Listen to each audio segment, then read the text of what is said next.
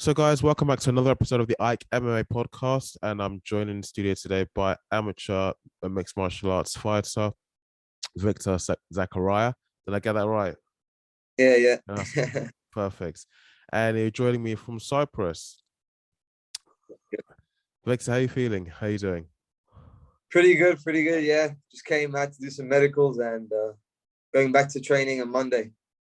Awesome. Awesome. And are you looking forward to your fight at PFC? Just is it in July against Armand Herczeg, the Crane, as they call him? Yeah, July 2nd. Yeah, Yes. yeah. I feel it's gonna be a fun fight. He looks like a tough opponent. He has 5 submissions out of his 5 wins. Has a few titles in kickboxing, so it's gonna be a fun one. Yeah. No, definitely, definitely. I've you're still very young. You're like 19 or 20, 19. so you're still at the very very early stages of your fight career. Um, Yeah, so I mean, well, this fight that's coming up on the 2nd of July. You've seen your opponent. You've seen his fighting and his stand up, his ground game. You know, he's very long and lank, and I think that's where he gets the nickname from, the Crane. So yeah, he has a really wide reach. So I mean, what do you make of him, and how do you see the fight going? yeah. Well, I see he's pretty long. I'm pretty long too. I think he's maybe taller than me for like. Yeah, he's probably a bit taller than me, like a few cm taller than me, like 3 cm or something like that. But I like to stay on the outside too. He likes to stay on the outside. He doesn't have really much power. He hasn't TKO'd anybody. For what I know, he doesn't have TKO'd or KO'd anybody, even in kickboxing. He has a few fights like in kickboxing and MMA, and haven't seen really anybody get like stunned or anything by his punches. So I'm not really afraid of his stand up, even though it does look good. He has like nice movement. His ground game looks okay, but all his submissions came from his back. So he's usually on his back. He's not winning the ground exchanges except like the submission he does. Mhm. So I have to just be careful of the submission game. Oh, cool. Now trying to understand, just based on what you said, just as we after we managed to connect, after my computer's taking so long to get ready, um, because I looked at your fight record, your topology as they call it, um, where exactly you fighting out of? Was it Cyprus or Ireland? Well, now I'm going to be fighting out of Ireland. Well, that's why I do most of my training. But just in Cyprus, I found it easier to get some fights. And the level is kind of lower, even though I have been fighting in Greece, in Athens, Greece. Yes. And the level is definitely lower than the Irish level. But I have been fighting the top opponents in Greece. My first fight was against the ranked number 1 featherweight in Greece, and I beat him. So yeah, I thought I had to come back to Ireland, have some fights in Ireland against top opponents. Now, it's the first time of me interviewing you, and just to get a bit of knowledge of your backstory and your background, and I always try and do as much research on the people I'm interviewing, even those who I might be co-hosting with. But I always try and do as much homework as possible.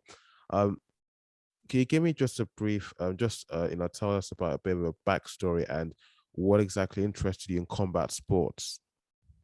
Well, yeah, first I was actually doing motocross, and then I wanted to get fit for motocross. So I thought boxing looks like you can get pretty fit out of boxing. So I started boxing, but then I just didn't like just punching. Like a few times I used to put guys in the corner and just punch, and then I just wanted to give them like a knee or something. So I was like, yeah, let me just search up where you can do that. So I saw MMA, you can do everything in MMA, mixed martial arts. So I thought I looked at a few videos. The first guy I saw was Connor because he's the most famous mixed martial artist. So Yeah, I saw some videos from Connor. I was like, yeah, that's what I want to do. So I started MMA, but my first MMA class was in Ireland 2 years okay, ago. sure.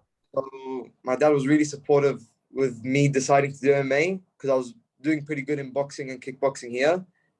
So I went to Ireland. He sent me to Ireland, and all my MMA training has been actually from Ireland. I have been doing a few like weeks here when I was getting ready for my fights, just so I can like help the coach here, so like he can take me to fight in Athens. But all my MMA trainings has been in SPG Ireland. They're really really well known, well globally known. Do you mean that's the gym of Conor McGregor? Yeah. So no, you're definitely, if you're training with them, if you're affiliated with them as your team, then no, I mean the sky's the limit. You should be okay. There should be nothing wrong going forward with regards to you being well prepared for all the fights you have ahead of you. Yeah, I don't think there's much else I can comment on that. But moving on, um, this is of course is a brutal sport. It can be if you well, if you really want to go, if you really want to entertain the viewers, the audience, and if you really want to, do a really good finish and yeah, again, put on a good show for your fight fans. Has there ever been any concern from family who maybe have even tried to discourage you from going to the sport because of injuries, especially to, really sensitive areas such as your head? Yeah, of course. Well, especially my mum. Yeah, she kind of like Mm, doesn't want me. She still like actually tries to like get me out of the sport and stuff. But really? my dad's been really supportive, even though he knows like the risks and stuff. He does like want me to be good. That's why he sent me to such a good gym because he wants me to train good. Be ready so I don't get any injuries. Until now, in any of my fights, even the last fight I had was the first time I went 3 rounds, and I came out with barely any injuries because the guy was hugging me actually basically on the ground. So we're usually in the striking, like I don't get much injuries. I don't get hit. Okay. Oh, oh, good. I mean, so you prefer, as in, you said that the guy barely, you didn't get any injuries at all because the fight was mainly what on the ground. Both of you had really good ground game that you were kind of attacking each other Yeah, so yeah. well. It was like going on the ground. It wasn't like much going on. There was just like mostly like controlling, not really any ground and pounds or any shots like that. So yeah. Okay. Oh, that's great. But I mean, you've never, as in, what, just these sorts of things that I've seen in the sport that even, okay, I've asked you about a family who's may have tried to discourage you and so on, even any other injuries and just really dark, just things that when people see that, it's like they've got to turn away and they will probably be thinking, thank God I may watch this sport and enjoy it, but thank God I don't have to participate and compete in it. As a very young 19-year-old, none of that discourages you at all. Well, no, not really, because I know what's going on, and hopefully I'll be ready every fight, Mm. so nothing like that can happen. But at the end of the day, it's a fight, so anything can happen. But if you go there 100% ready, then there's most likely nothing really bad will happen to you, except yeah, a few times you can just get caught with a knee, you can get caught with anything, you can get knocked out, you can get brain damage. But I guess that's the way of life. Everything's dangerous, isn't it? No, I know. No, take the rough with the smooth. I Yeah. yes.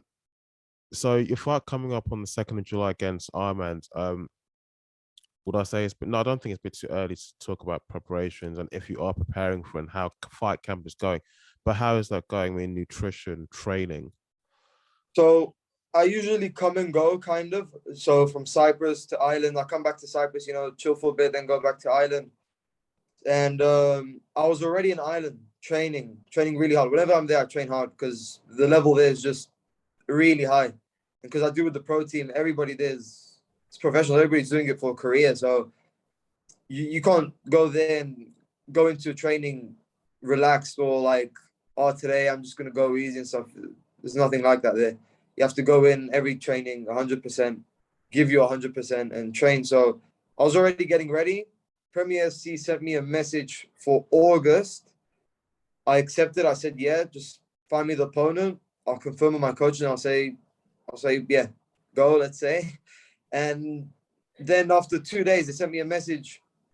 Going to maybe fight also in August, but maybe also in July against Armand. I actually saw Armand. I knew who he was from before because he fought two of my teammates. So I Okay. was like, oh, this is a nice fight. He's 5'6", I'm 2'1". But I was like, it's okay. Let's just get the fight because Yeah. when I win, I'm gonna be up there. So now I'm not really known in, let's say, the Irish community because I haven't Yeah. fought yet in like an Irish promotion. So after this fight, I'm gonna be pretty well known. No, of course, because it'll do good things for your name on the more local scene. People, a lot more people know who you are, and I think well, obviously, I think opportunities and bouts will come your way a lot more easily, if that Yeah, makes sense. You mentioned earlier about you have to travel in between Ireland and Cyprus. Remind me and forgive me if it's something you explained already. I may have missed it, maybe in the connection or so. But what you have to go to Cyprus for what is it, for tests, for health tests, medical care no, tests? no. Well, I didn't have safe MMA, so I had to come back, do the brain scan and the blood test and stuff that I had to get, like, get a green light from safe MMA. But I usually just come to relax, do some easy training, because I go there, let's say, for a month. I might come back for like a week and chill, just like that. Yeah. I mean, I don't go live on. full time in Ireland. I just go there to get ready for fights and train, or even when I'm not getting ready for a fight, I still go there just to get good training. Yeah, but I live in Cyprus. Ah, okay, okay. Now I understand. It's a lot clearer to me because I thought looking at the topology, I thought you would be based in Ireland. Because it says you're fighting out of SPG, you're fighting out of no, it says you're Yeah. fighting out of Cyprus or so. Well, my flag is the Cyprus flag, but Okay, that's the gym I fight out of. That's my main gym. That's where I train. okay. Ah, hmm. Would I would it be silly of me to ask this or even to mention it? But all that traveling to and fro that you're doing in between, um, as the time is up towards the fight, it doesn't inconvenience you at all any way or shape or form. Yeah, well, I wasn't supposed to come. I was already there 3 weeks. I wasn't supposed to come. I was supposed to stay till the fight, but because I didn't know that I had to do the medicals and all that stuff, and because I wasn't like registered in any place in Ireland, any hospital, I had to come back.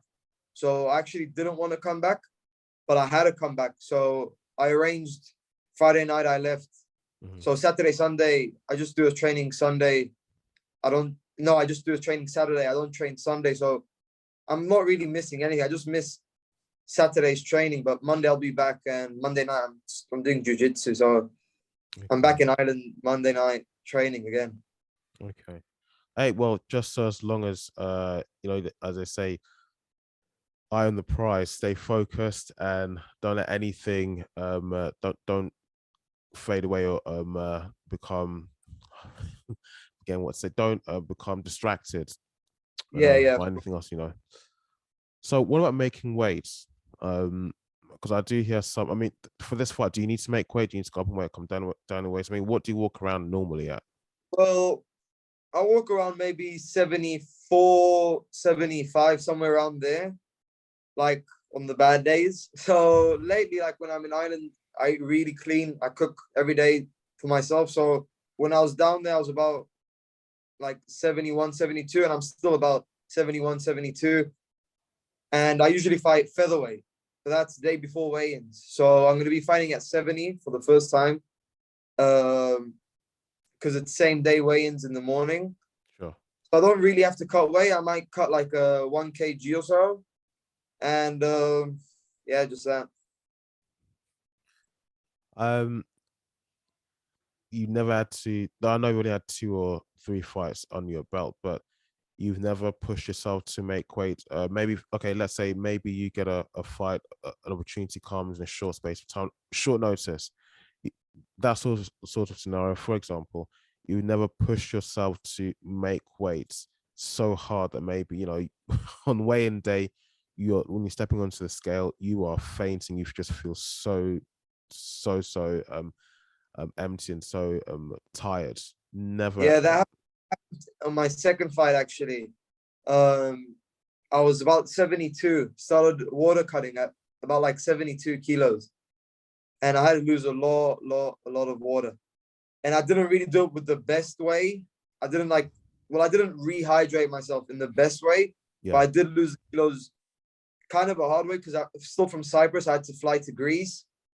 So I was drained in the plane. And then when I went there, I had to step on the scale and I had I think a kg to go. So I had to start skipping there. I had to start sweating again. And It's really hard when you have a sweat going and then you stop and then you try sweat again while you're already really drained and you have no food, no water inside you. And it's really hard. So that was a hard way in because my my opponent was Italian. So he was also coming from the airport with a van and they wanted to be there while I weighed in. So I weighed in on weight, like after I lost the kg. And they told me, oh, you have to wait till your opponent comes and sees that you weighed in on weight.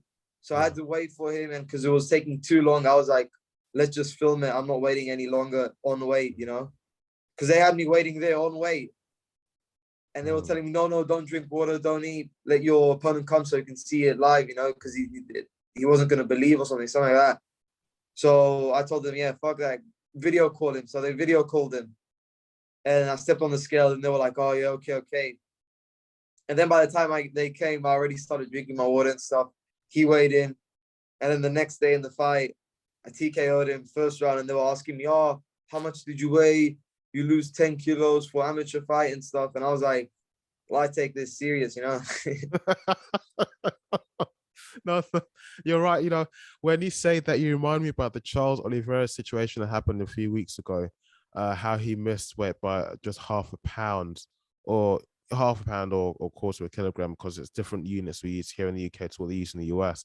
And when your statement there, well, I take this seriously, because of just talking about how you couldn't wait for the filming of your weigh-in so the other side could see, and then you won the fight first round with TKO.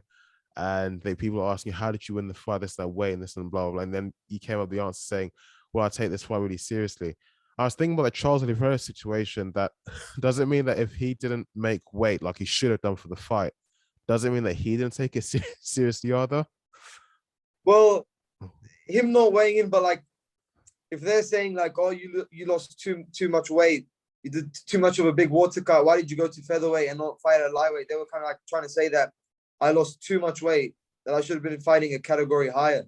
So that's what they were trying to say, because they didn't do much of a weight cut, because the guy looked small, I looked bigger than him. So that's what I mean, why should I fight at lightweight when I can make featherweight, But the Charles Oliveira thing is not that the Charles Oliveira doesn't take it serious, but no, of course, he does. But he definitely of course he takes it serious. But like, if you have 3 months and you know that in 3 months you have to weigh in at a certain amount of kilos, you should be ready. He pays so much money for like a nutritionist and stuff, so he should be weighing in. But I heard there was something wrong with the scales and stuff, so I don't really know what happened in that scenario. But I should have mentioned.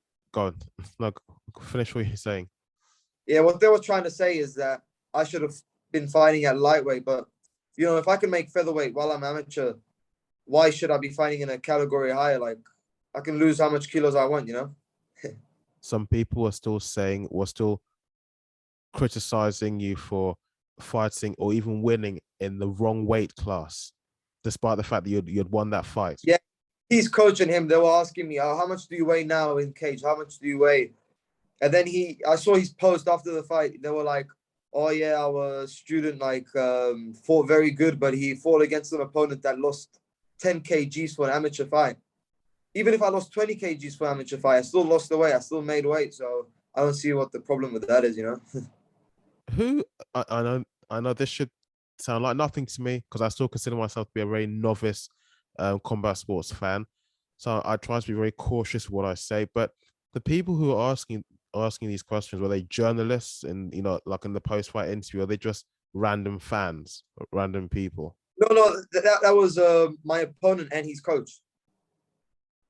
There are, look, if it's coming from the other side, you can just brush it off as they're just being sore losers. Yeah, exactly. Just forget about it. I've heard this saying before: winning solves everything. As long as you've won or got the contract. So if you come out the other side, the successor, the other side of the competition, the successor, that's it. Everybody can say what they like, but it doesn't change the facts, the reality of what actually happens. So they can talk or shut their mouths. It doesn't especially matter. If you make the weight, do everything correctly. Yes, yeah, of course, yeah.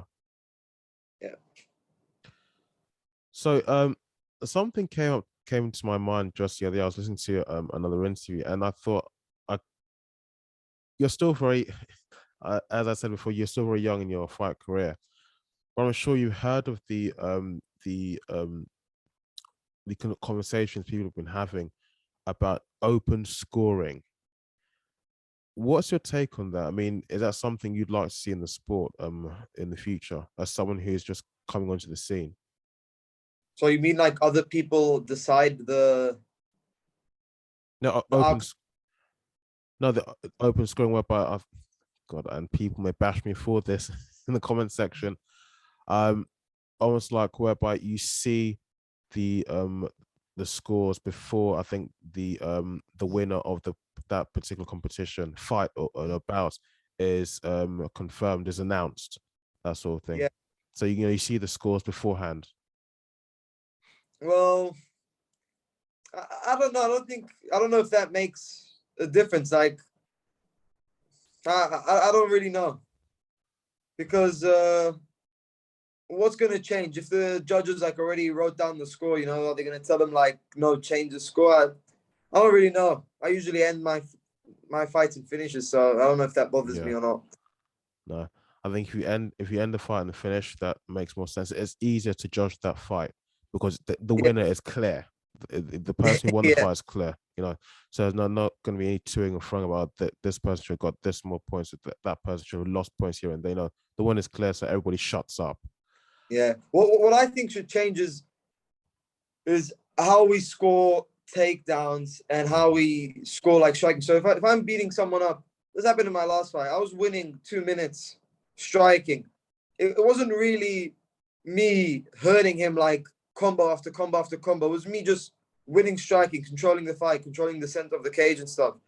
But then he took me down for about 50 seconds, and then I stood back up again before the round ended, and then that round counted as his. So I want to know how much the takedown, like, like, how much does it count? Mm. Like it seems like someone can be winning. Let's say for pros, they can be winning 3 minutes of a fight striking. The guy takes him down and just holds him, not even does damage, and then he wins the round because he holding him down for 2 minutes. But I think if they're counting damage, they should just see who took most punishment. Yeah, Like yeah, yeah. how they just score it. Who took most punishment? Oops, sorry. All right. No, I'll got you back on. It's fine. So I think kind of right. Just lost my train of thought there briefly. Look, is there anyone you want to give any shout outs to? Any sponsors, affiliates, family, friends? No, I don't have any sponsors yet, but just want to shout out to my team. Shout out to John Kavanagh. Shout out to Dave Roach and my dad, of course. He's my only sponsor. Actually, he sponsors me. No, it's good to have family in your corner because Yeah, that's if they're not there, then having anyone else, they just treat like, well, they're not going to treat the same as family. So having yeah. family in your corner. Those are the best for you. Yeah. So say that again, it cuts out slightly. Family always wants the best for you. So yeah. Yeah, no, absolutely. SBG Islands, I know of them, and I've together with a co-host, I've interviewed I think one or two people who train with that gym. Um, what are the team there like? I mean, in fact, overall, how are things there in the gym with the team? Very good. Everybody gets along very well. There's famous people. There's really good amateurs. There's so many different people, but everybody treats you the same. It's not like, oh, he's famous. Oh, he's a bad amateur. Oh, he's a good amateur. Like he's a pro. He's not a pro. Mm. Like just before I left in Tuesday, I sparred with Brian Moore, which is he's like one of the top Bellator featherweights, and John and Dave Roach gave me the opportunity to spar him. Like we do like live sparrings, like it's like simulator. Mm. He gave me the opportunity to spar him, and I bet none of my opponents are sparring that high of competition, that level of people. Every day I spar with people that level. But yeah, we do like these simulator rounds, and I sparred with Brian Moore and went very good. Yeah, of course he kicked the shit out of me, but Hey, you're still learning. You're still learning. Maybe the next 5 or Of course, 6 years. I'm 19. Three amateur fights. So No, in the next 5 or 6 years, if you really, if definitely, but in the next 5 or 6 years, your jiu-jitsu, your wrestling, your stand-up, your ground game will all be a lot better than it is now. You're gonna do the same thing to him, except that time will be a lot easier, a lot quicker. yeah. Turn on the light for a bit. Yep, sorry. That's a lot better. Yes. And I've kind of just jumped the gun a little bit now because I should ask you about the sponsors and the family who you want to give shout outs to at the end. But it is what it is. Yeah. It is what it is. So in future, when it comes to of course, you want to move from the amateur scene to the professional scene. Of course, definitely you will do. Yeah. Which I'm sure you're going to say the UFC, or maybe even Bellator, but sorry about I'll that. go you back. I'll go you back. Which of the big promotions is it that you'd like to fight in? Well, definitely, yeah, the UFC, but that won't be immediately, of course. So it seems like John Kavanagh, my coach, has a really good relationship with Bellator. Like all the good amateurs, a few of the good amateurs have went onto Bellator immediately without doing any other pro fight. So from amateur to Bellator. So that's what I want to try get, like a good amateur record fighting the top level. Like if you see, I haven't fought an 0-0 person yet. I fought people with 4 or more fights than me always, even when I was 0-0. So I try fight the best so I can get up there, fight good people, have a nice record, and hopefully I can my first pro fight can be in Bellator. No, that's good. I mean, you're fighting people who do have let's say a bigger fight record than yourself. I'm assuming that when you do that, you are challenging yourself because they've got more experience of being in the cage than yourself. That's good. That can only be of a big benefit to yourself. Yeah, like even I saw in Armand's one of Armand's interviews, he said that people weren't trying to fight him, and then I accepted the fight. So you can just see from that, like I'm a 2-1, never fought in Ireland, gonna do my first fight in Ireland against a top guy with all finishes, and I immediately said yes. I just had to ask my coach Dave Roach if I should accept the fight. I wanted to accept the fight. I see he has belts in kickboxing. I know he's good in stand-up. I know he's good in the ground game. All these 5 wins are by submission. So that just makes me even look better when I win. Were there any particular reasons? The answer may be obvious to me, to anyone listening or watching. Were there any particular reasons why the people who have been offered the bout against Armand, was there any reasons why they refused and turned it down? Of course, I don't know, but well, when people see that someone has finishes, when he has 11 fights, and I don't think they were asking many people with better records, even though it's hard to find someone with 11 fights. Well, not hard, but like there's not a lot of amateurs that go over like 15 fights or something like that. So of course they saw him, they probably got like a bit afraid. They were like, oh, he has belts, oh, he has finishes with submissions. But yeah, that's not a true fight, is it? All right, Victor, thank you so much for coming on the show, and definitely I'd like to speak to you again. So maybe even after your fight with Armand. If you're up to it. Yeah. Thank you so much. We'll leave your contact details in the description below on YouTube, and if I can, on Spotify and on the Google Podcast and iTunes as well. Guys, thank you so much for watching. If you did enjoy this episode, please don't forget to leave a like, and don't forget to subscribe to the podcast as well. Victor, thank you once again. Thank you. Thanks.